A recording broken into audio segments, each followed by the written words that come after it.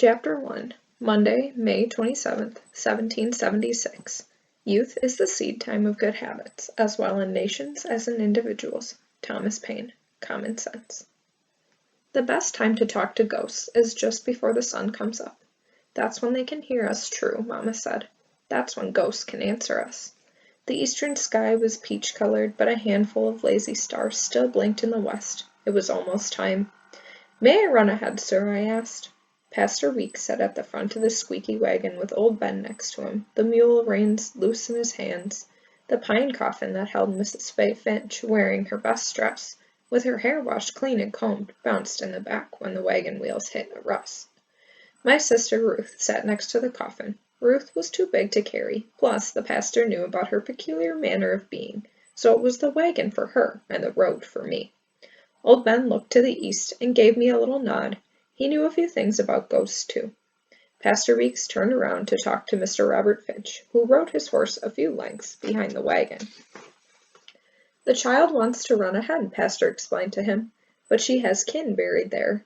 Do you give leave for a quick visit?" Mr. Robert's mouth tightened, like a rope pulled taut.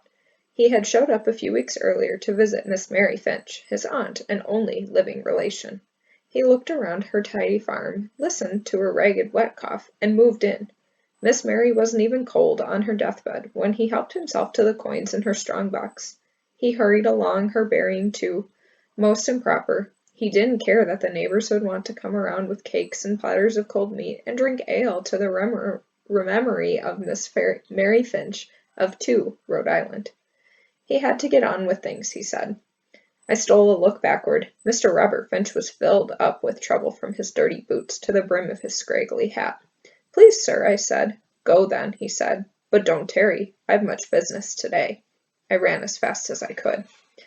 I hurried past the stone fence that surrounded the white graveyard and the split rail fence that marked our ground and stopped outside the gate to pick a handful of chilly violets wet with dew. The morning mist twisted and hung low over the field. No ghosts yet, just ash trees and maples lined up in a mournful row. I entered. Mamma was buried in the back, her feet to the east, her head to the west. Some day I would pay the stone carver for a proper marker with her name on it.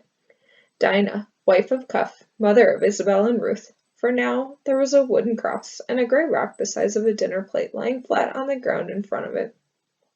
We had buried her the year before, when the first roses bloomed.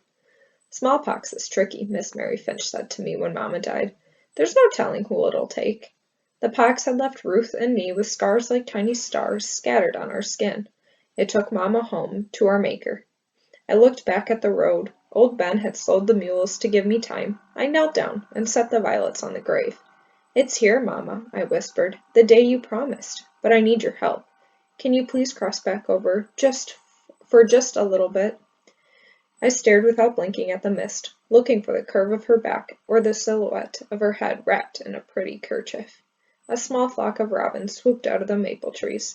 "I don't have much time," I told the grass-covered grave. "Where do you want us to go? What should we do?" The mist swirled between the tall grass and the low-hanging branches. 2 black butterflies danced through a cloud of bugs and disappeared. Chickadees and barn swallows called overhead. "Whoa!" Old Ben stopped the wagon next to the open hole near the iron fence, then climbed down and walked to where Nehemiah, the gravedigger, was waiting. The 2 men reached for the coffin. "Please, Mamma," I whispered urgently. "I need your help." I squinted into the ash grove where the mist was heaviest. No ghosts. Nothing. I've been making like this for near a year. No matter what I said, or where the sun and the moon and the stars hung, Mamma never answered. Maybe she was angry because I'd buried her wrong. I heard stories of old country burials with singers and dancers, but I wasn't sure what to do. So we just dug a hole and said a passel of prayers. Maybe Mamma's ghost was lost and wandering because I didn't send her home the right way. The men set Miss Mary's coffin on the ground. Mr. Robert got off his horse and said something I couldn't hear. Ruth stayed in the wagon, her bare feet curled up under her skirt and her thumb in her mouth. I reached in the pocket under my apron and took out the oat cake. It was in 2 pieces, with the honey smeared between them. The smell made my stomach rumble, but I didn't dare nibble. I picked up the flat rock in front of the cross and set the offering in the hollow under it. Then I put the rock back and sat still, my eyes closed tight to keep the tears inside my head where they belonged. I could smell the honey that had dripped on my hands, the damp ground under me, and the salt of the ocean. I could hear cows mooing in a far pasture and bees buzzing in a nearby clover patch. If she would just say my name, just once. "Girl!" Mr. Robert shouted. "You there, girl!" I sniffed, opened my eyes, and wiped my face on my sleeve. The sun had popped up in the east like a cork, and was burning through the morning mist. The ghosts had all gone to ground. I wouldn't see her today, either. He grabbed my arm and pulled me roughly to my feet. "I told you to move," Mr. Roberts snarled at me. "Apologies, sir," I said, wincing with pain. He released me with a shove and pointed to the cemetery where he buried white people. "Go pray for her that owned you, girl." Chapter 2. Monday, May 27th, 1776. I, young in life, by seeming cruel fate, was snatched from Afric's fancied happy seat. That from a father seized his babe beloved, such my case, and can I then but pray others may never feel tyrannic sway. Phyllis Wheatley, to the Right Honourable William, Earl of Dartmouth. Amen, we said together. Pastor Weeks closed his Bible, and the funeral was over. Nehemiah drove his shovel into the mound of dirt and pitched some in the open grave. The earth rattled and bounced on the coffin lid. Old Ben put on his hat and walked toward the mule team. Mr. Robert reached for coins to pay the pastor. Ruth drew a line in the dust with her toe. My belly flipped with worry. I was breathing hard, as if I'd run all the way to the village and back. This was the moment we'd been waiting for, the one that Mama promised would come. It was up to me to take care of things, to find a place for us. I had to be bold. I stood up proper, the way I had been taught, chin up, eyes down, took Ruth by the hand, and walked over to the men. "Pardon me, Pastor Weeks, sir. May I ask you something?" He set his hat on his head. "Certainly, Isabel." I held Ruth's hands tighter. "Where do you think we should go?" "What do you mean, child?" "I know I'll find work, but I can't figure where to sleep, me and Ruth. I thought you might know a place." Pastor Weeks frowned. "I don't understand what you're saying, Isabel. You're to return with Mr. Robert here. You and your sister belong to him now." I spoke slowly, saying the words I had practiced in my head since Miss Mary Finch took her last breath. The words that would change everything. "Ruth and me are free, Pastor. Miss Finch freed us in her will, Mama too, if she had lived. It was done up legal on paper with wax seals." Mr. Roberts snorted. "That's enough out of you, girl. Time for us to be on the road to Newport." "Was there a will?" Pastor Weeks asked him. "She didn't need one," Mr. Robert replied. "I was Aunt Mary's only relative." I planted my feet firmly in the dirt and fought to keep my voice polite and proper. "I saw the will, sir. After the lawyer wrote it, Miss Mary had me read it out loud on account of her eyes being bad."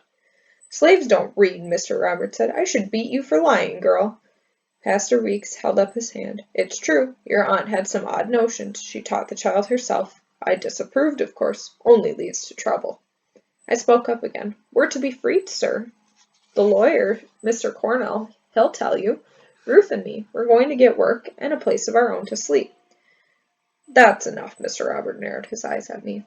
"But, Mr. Cornell," I started. "Shut your mouth," he snapped. The pastor cleared his throat. "Perhaps we should inquire." "Where is this Cornell?" Mr. Robert demanded. "Newport?" "He left for Boston before the blockade," the pastor said. "Took his papers with him." "The girl is lying, then," Mr. Robert said. "She knows the lawyer's absent, and her cause cannot be proved. The sooner I'm rid of her, the better." "It's the truth," I blurted out. Ruth looked up at me anxiously and gripped my hand tighter. "I said silence," Mr. Robert yelled. "Isabel, remember your place." Pastor Weeks fumbled with the latch on his Bible. "You and your sister belong to Mr. Robert now. He'll be a good master to you." My insides went cold, like I'd swallowed water straight from a deep, dark well. This couldn't be happening. "Couldn't you send a message to Boston, seeking Mr. Cornell?" "The matter is settled." Mr. Robert pulled on his gloves. "If I might borrow your wagon and man for a drive to Newport, Pastor, I'd be grateful. These girls should bring a decent price at auction." "You're selling us?" The words flew out of my mouth before I could weigh them. "Hush, Isabel," Pastor Weeks cautioned. The cold inside me snaked down to my feet and up around my neck. I shivered in the warm spring sunshine. Ruth bent down and picked up a shiny pebble. What if we were to split up? Who would take care of her? I fought back the tears. "Pastor Weeks, please, sir." Mr. Robert knocked the dust from his hat. They should go quick. Your wagon will be back by nightfall. The minister placed the Bible in his leather satchel and pulled it up over his shoulder. He studied the ground, his hands, Mr. Robert's horse, and the clouds. He did not look at me. You'll be wanting to bring their shoes and blankets, he finally said. They'll fetch a better price that way. True enough. I'll have a word with Ben. Explain matters. Pastor Weeks walked towards his own slave, keeping a hand on the satchel so it didn't bump against his side. My heart wanted to force my feet to run, but I couldn't feel them. I couldn't feel my hands nor my arms, nor any part of myself. I had froze solid sticking to the dirt. We were sold once before, back when Ruth was a tiny baby, not even baptized yet. They sold all of us from the plantation when old Mr. Melbourne ran up his debts too high. His bankers wanted their pounds of flesh, our flesh. One by one they dragged us forward, and a man shouted out prices to the crowd of likely buyers, and baby Ruth cried, and Mama shook like the last leaf on a tree, and Papa, he didn't want them to bust up our family like we were sheep or hogs. I am a man, he shouted, and he was Mama's husband, and our father, and baby Ruth. She cried, and I thought Mama would shatter her like a bowl when it falls off a table. Papa fought like a lion when they came for him, the strongest lion, roaring. It took 5 of them with hickory clubs, and then Mama fainted, and I caught baby Ruth just in time. And there was lion's blood on the ground, mixed with the dust, like the very earth was bleeding, and we left there, we 3, in Miss Mary Finch's wagon, and everything in the world was froze in ice for near 2 years after that. I opened my mouth to roar, but not a sound escaped. I could not even mew like a kitten.